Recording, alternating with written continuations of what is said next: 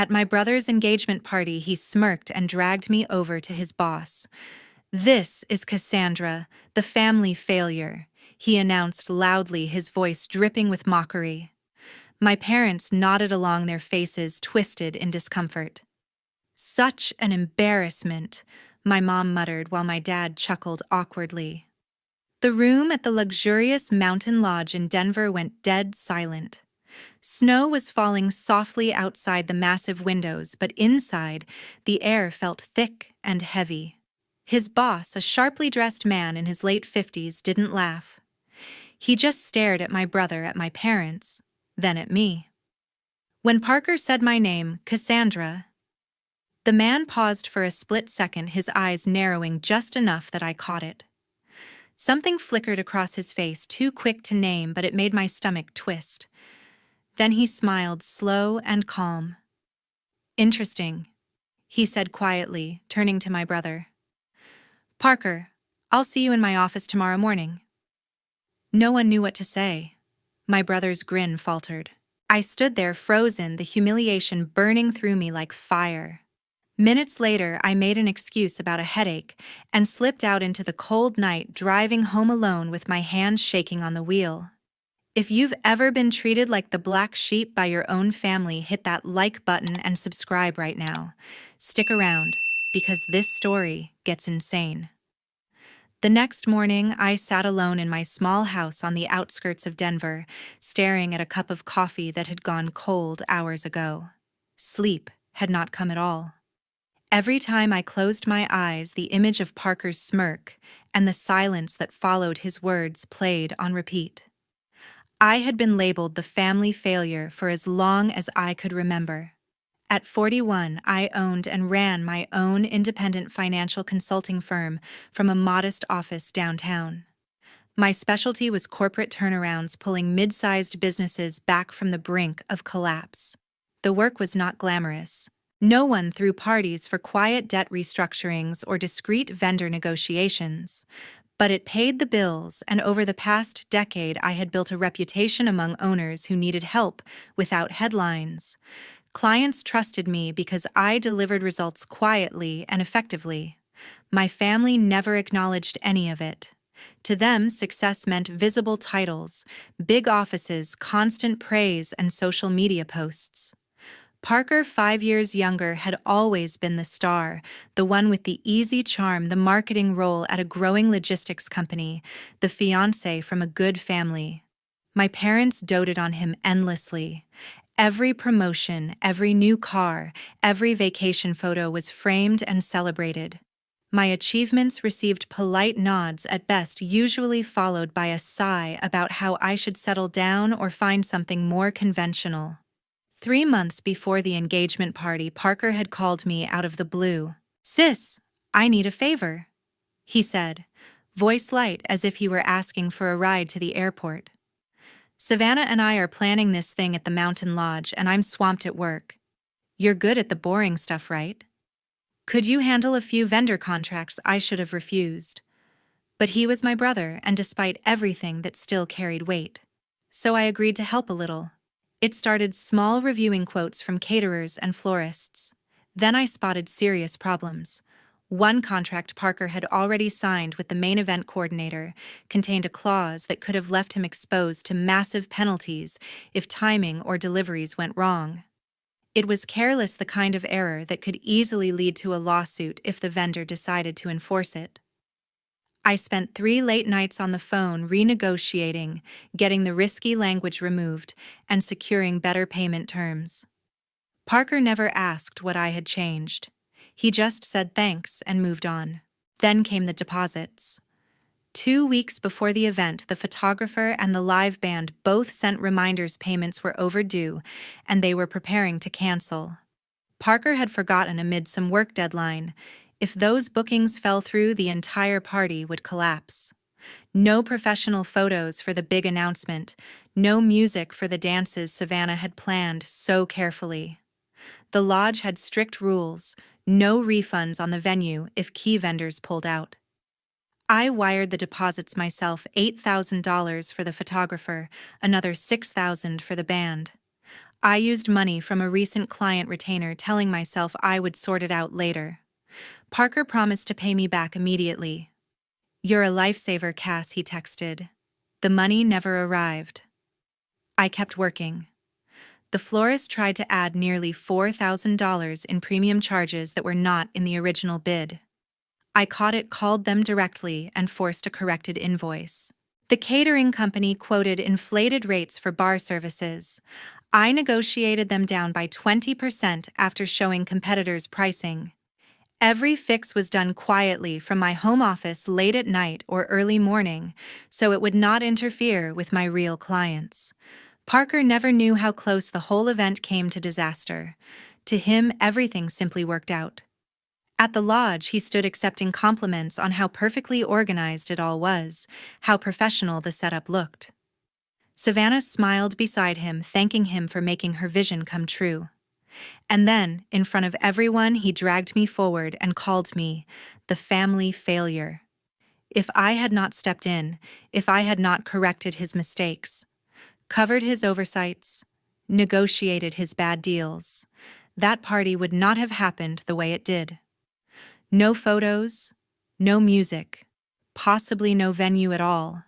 He would have looked incompetent in front of Savannah's family, his colleagues, and his future in-laws. But no one knew.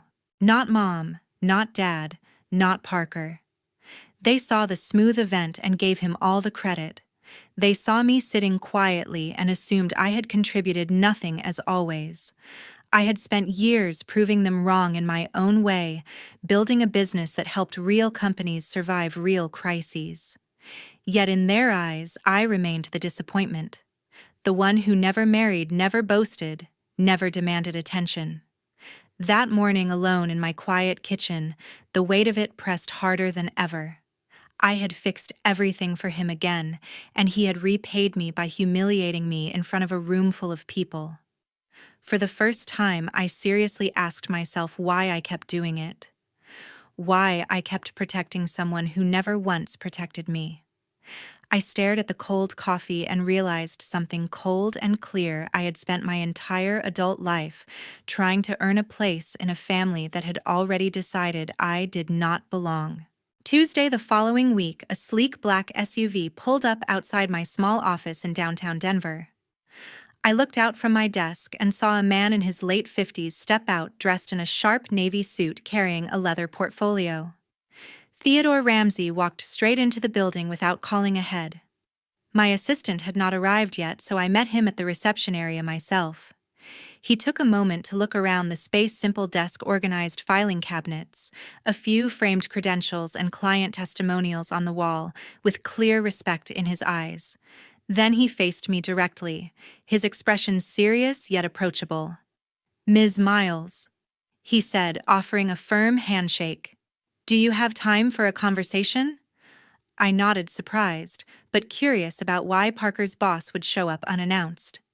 I guided him to the small conference table in the corner of the room. He sat down across from me, placed the portfolio on the table, and started without small talk. "That evening at the Mountain Lodge," he said, voice even and measured. "When your brother introduced you and mentioned your name, Cassandra, I did not connect it immediately. But the way you stood there, completely calm, no outward reaction, no attempt to defend yourself, it triggered something. On the drive home afterward, it all came back."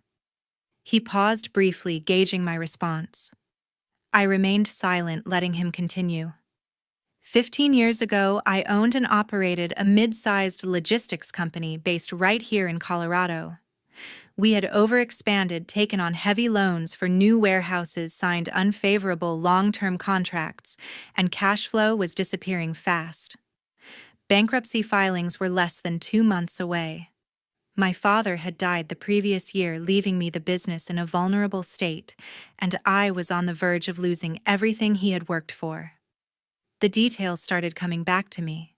It had been early in my career, one of the first projects I handled completely on my own, after going independent at 26, determined to establish my name in turnaround consulting. A young consultant contacted me directly. Theodore went on. "No mutual connection, no discussion of fees up front. She spent weeks reviewing the full books at no charge, identifying every area where money was leaking: poorly negotiated freight routes, overpaid vendor agreements, hidden penalties in loan terms. She delivered a precise restructuring plan: prioritize creditor renegotiations, liquidate underperforming assets, cut operational redundancies without massive layoffs. He opened the portfolio and carefully slid an old report across the table. The cover page read, "Cassandra Miles, Independent Financial Consultant," in the same clean format I still used today: concise bullets, logical flow, no unnecessary wording.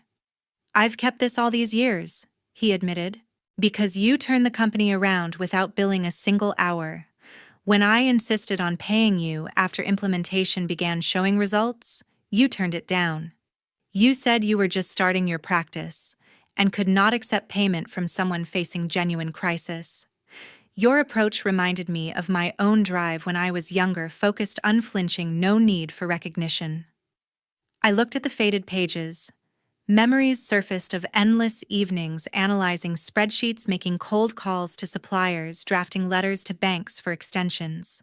"Ramsey Logistics," I said softly, connecting the dots fully. "You consolidated routes and sold the excess fleet." He confirmed with a nod. "Sold it at a profit 3 years later. Used those funds to invest wisely and grow sustainably. The larger operation I lead today traces directly back to your intervention. My entire career trajectory changed because of that unpaid assistance from a stranger who saw potential where I only saw collapse." He leaned in slightly. "At the party, I recognized the same steady gaze of the person who helped me without expecting gratitude or acknowledgement. The quiet composure under pressure. The exact professional style in that old report matches everything about you." I was speechless for a moment. That project had been meaningful to me at the time, but clients moved on, and I had buried it among hundreds of others since. No one had ever brought it up again, let alone thanked me years later. "Why come here now?" I asked, genuinely wanting to know. He closed the portfolio gently. "Because hearing how your own family described you did not match the person I knew had saved my business. The consultant who rescued me without fanfare is not a failure. And since Parker reports to me, I've been paying closer attention to certain patterns at work." He stopped there, not expanding further yet. The implication hung in the air, but he shifted to asking about my current practice instead. I described recent cases: rescuing a family-owned distribution firm from foreclosure, guiding a regional supplier through supply chain disruptions.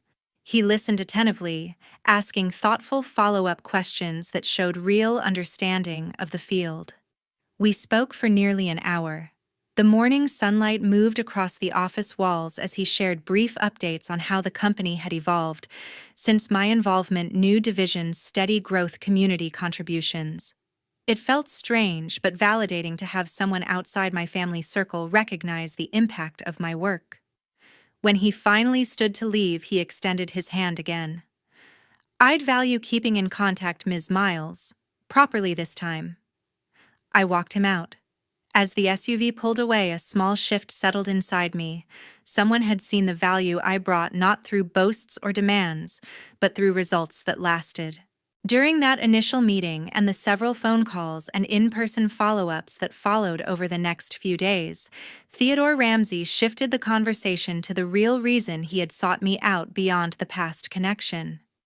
He explained that he had quietly initiated an internal audit at his logistics company approximately 10 months earlier, prompted by discrepancies in financial reporting that crossed departments.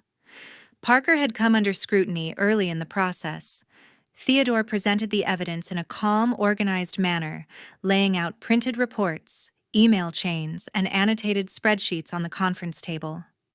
The most significant issue involved a high-value contract with a national retail chain for optimized shipping and distribution logistics.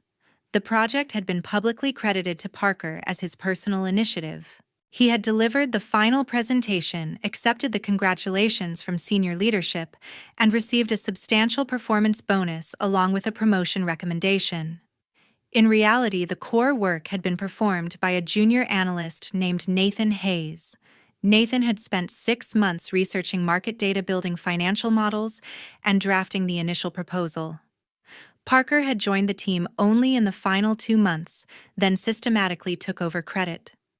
Email records showed him directing team members to send all updates through him personally. He then forwarded those updates to executives with slight rephrasings, presenting them as his own ideas. The commission tied to the deal amounted to $47,000, plus the added visibility that accelerated his career trajectory. That was only the beginning. Theodore opened another folder containing 18 months of expense reports. Parker had routinely submitted personal expenditures as legitimate business costs. A weekend trip to Las Vegas was documented as client development meetings with potential partners. A luxury hotel stay in Miami was labeled networking event coordination. High-end clothing purchases, suits, shoes, accessories were categorized as professional attire required for executive presentations. Even some preparatory costs for his engagement party, such as catering tastings and venue scouting visits, had been quietly billed to the company account. The total fraudulent charges exceeded $110,000. The pattern had started small minor reimbursements that slipped through and gradually grew bolder as no immediate questions arose. Theodore's forensic accounting team had cross-referenced every item against personal credit card statements, calendar entries, and travel itineraries. The mismatches were undeniable. I sat listening, a mix of disbelief and grim recognition settling in. Parker had always been quick to take shortcuts when it benefited him. Seeing the documented trail made the behavior impossible to dismiss as mere oversight. "Why share this with me specifically?" I asked during one of our later calls. Theodore responded thoughtfully. "Because I need someone I can trust to handle the next phase. We recently acquired 2 smaller subsidiaries, and the combined operation generates around $50 million in annual revenue. We're restructuring to eliminate redundancies, integrate systems, and ensure financial compliance. This requires an independent consultant with proven expertise in turnarounds, someone who prioritizes accuracy over politics." He slid the formal contract proposal across the table during our next in-person meeting. The terms were clear: a 6-month engagement, $250,000 in compensation, with provisions for extension based on results. The scope included auditing overlapping departments, recommending operational efficiencies, and overseeing the financial integration without bias. I reviewed the document carefully. The project would demand significant time-site visits, data analysis, stakeholder meetings, but the pay represented more than I typically earned in a full year. More importantly, it was an opportunity to apply my skills on a larger scale, working directly with an executive team that already respected my background. "I can't be involved in any decisions about Parker personally," I clarified. "You won't need to be," Theodore assured me. "The evidence is independent and will stand on its own. Your role would focus solely on the restructuring project." I took a few days to evaluate how the engagement would fit with my existing client load. I ran preliminary projections, considered the logistics of travel between Denver and the company's headquarters, and weighed the potential impact on my practice. The opportunity was substantial, and the trust Theodore placed in me felt validating in a way few things had. Before I signed, during our final call of the week, Theodore mentioned one additional point almost casually. While conducting the broader audit, his team had noticed some unusual financial transfers that appeared unrelated to company business but linked to family accounts. "I've seen a few irregular patterns involving funds connected to people close to Parker," he said, carefully choosing his words. "Nothing conclusive at this stage, and I'm not ready to draw conclusions without full context, but it's something I felt you should be aware of." He left the statement open-ended, offering no specifics. The hint lingered in the air, suggesting there might be more beneath the surface than workplace misconduct alone. I did not press for details. The contract stood on its own merits. The next day, I signed the agreement and returned it electronically. Theodore expressed immediate appreciation and outlined next steps: initial data access, scheduled site visits, and an introductory meeting with key department heads. For the first time in years, a major professional opportunity had come to me because of my track record, not in spite of family perceptions. The work ahead promised challenge and growth, and I felt ready to step into it. A few weeks later, my phone buzzed with a number I hadn't saved, but recognized immediately. I hesitated before answering. Parker's voice spilled out strained and urgent. "Cass, we need to talk. In person, please." We met at a small coffee shop downtown, away from both our offices. He arrived disheveled shirt, untucked dark circles under his eyes, no trace of his usual confidence. Savannah wasn't mentioned. He launched right in after ordering nothing. "They're closing in on the investigation. Expense reports the retail contract credit. It's getting serious. Theodore's people want corroboration from anyone familiar with my processes." I stayed silent, letting him continue. "You've glanced at some of my work before. Remember quick opinions on presentations. If you could just confirm to them that we bounced ideas off each other, that I consulted you on strategies, it would carry weight. Family backs family, Cass. Always has." The plea in his voice was raw, almost convincing if I hadn't heard versions of it growing up. "I'm not going to lie," I said evenly. His expression hardened. "You owe me that much. Mom and Dad have always pinned their hopes on me. You can't just watch this happen. I don't owe you lies, and I'm staying out of it." He gripped the table edge. "This could end my career. The wedding, everything we've built, gone. You really want to be the one who lets that happen?" I pushed my chair back. "Your choices, Parker. Not mine." He followed me to the door, voice dropping. "Think about what this does to the family." The contact escalated after that. Calls at odd hours, some from blocked numbers. Voicemails starting apologetic, turning accusatory, claiming I was jealous that I'd always resented his success. Texts arriving in bursts, reminders of holidays I'd hosted, favors I'd done, now framed as debts he was calling in. Then the emails surfaced in the company's secure system. Messages appearing to come from an address nearly identical to my professional one, a single character difference in the domain. The content was explicit step-by-step suggestions on shifting personal costs to business lines, advice on reassigning team contributions in performance reviews. They were dated to suggest ongoing consultation, positioning me as complicit. I discovered them during a standard review of shared drives for my restructuring project. The timestamps were bunched, all created within a narrow evening window. The IP logs pointed directly to Parker's workstation. I documented everything, meticulously, screenshots, exported metadata access records. I forwarded the package to Theodore's compliance officer first, then confirmed my involvement when they requested a statement. The response was swift. I received an invitation to observe the disciplinary hearing from an observation room with one-way glass, given my contractor status and direct relevance. Parker entered the conference room looking composed at first, suit-pressed notes in hand. The panel included Theodore, the Chief Financial Officer, HR Director Karen Fletcher, and in-house counsel Marcus Reeves. They proceeded methodically, projecting evidence on the screen, mismatched receipts, altered project timelines, and now the forged correspondence attempting to draw me in. He started with explanations, high-pressure deadlines leading to categorization errors, team dynamics, where credit naturally flowed upward.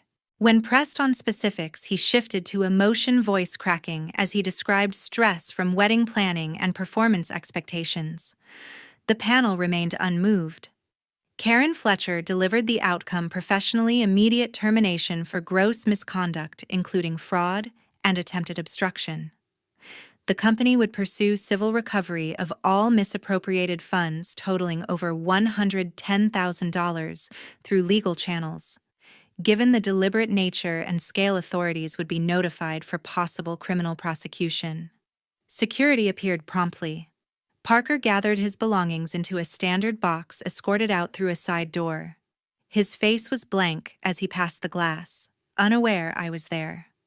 I left the building shortly after, driving home through familiar streets.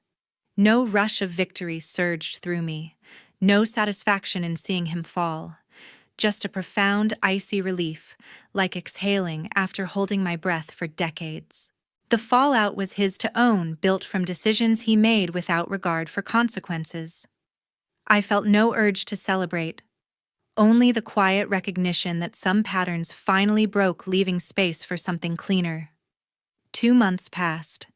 An invitation arrived in the mail from Aunt Irene, handwritten, formal, requesting the entire family for dinner at her home in the Denver suburbs. She had always been the quiet observer on my mother's side, widowed, early, living independently in the same house for decades. I almost declined, but the note included a personal line: "It's time we talked openly. Please come." The evening was cool when I arrived. Cars lined the driveway, my parents' sedan, Parker's SUV, vehicles belonging to 2 cousins and their spouses. Inside, the dining room table was set for 10 candles, lit, the aroma of roast and potatoes filling the air. Aunt Irene greeted me at the door with a firm hug, her eyes sharp at 73. "Thank you for coming, Cassandra." Everyone else was already seated. Mom and Dad at one end, stiff postures. Parker beside an empty chair that must have been Savannah's. She wasn't there. Cousins Mark and Lisa with their partners exchanging uneasy glances. Dinner began politely, passing dishes, small talk about weather and holidays. Aunt Irene waited until plates were filled before standing at the head of the table. "I've asked you all here because I've stayed silent too long," she said, voice steady and clear. "This family has treated Cassandra like she doesn't matter for years. I'm done with that." Dad started to interrupt. "Irene, this isn't—" She raised a hand. "You'll listen tonight, George." She turned to the room. "Let me tell you about the niece you've ignored. 8 years ago, when I was diagnosed with cancer, the treatment costs exceeded my savings and insurance. I was ready to mortgage the house.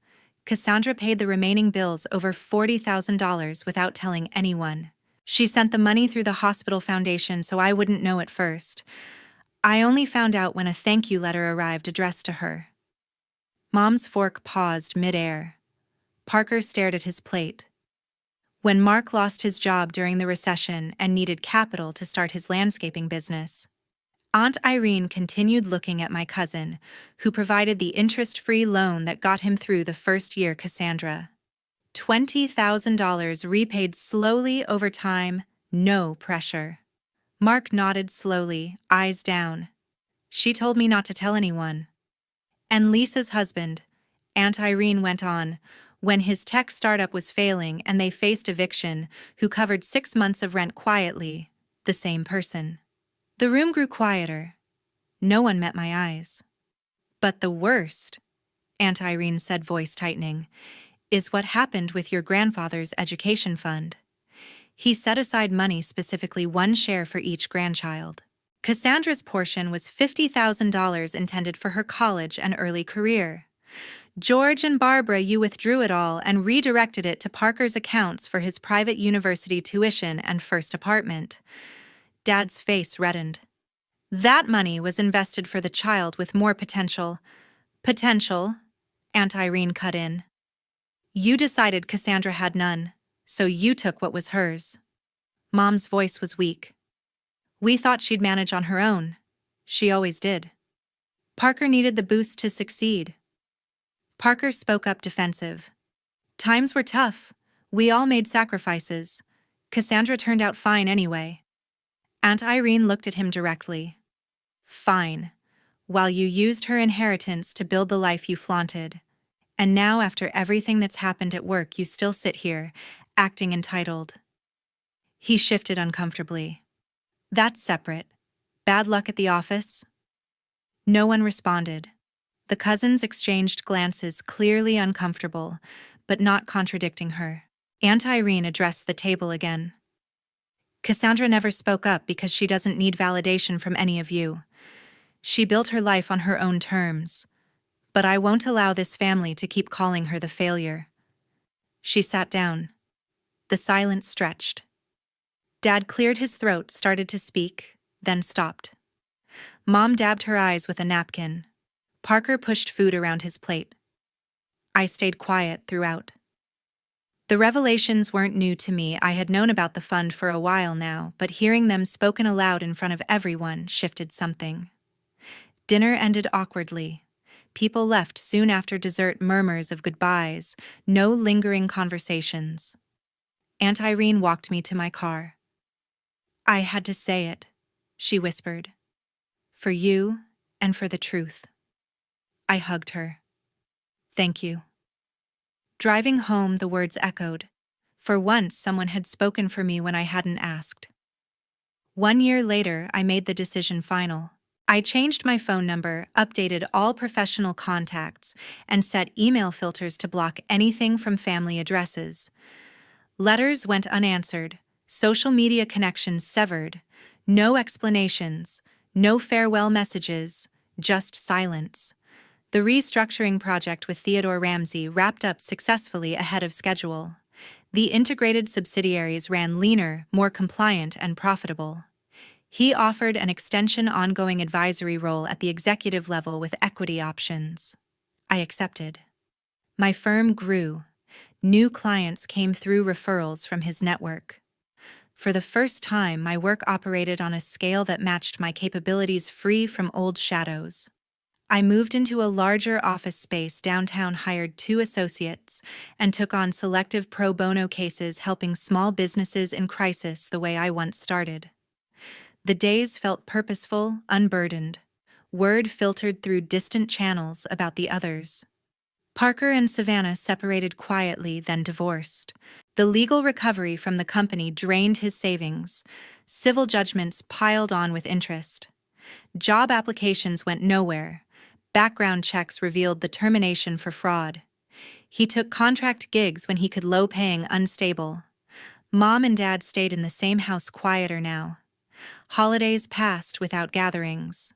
Occasional updates from mutual acquaintances mentioned regretful conversations, attempts to reach out through cousins.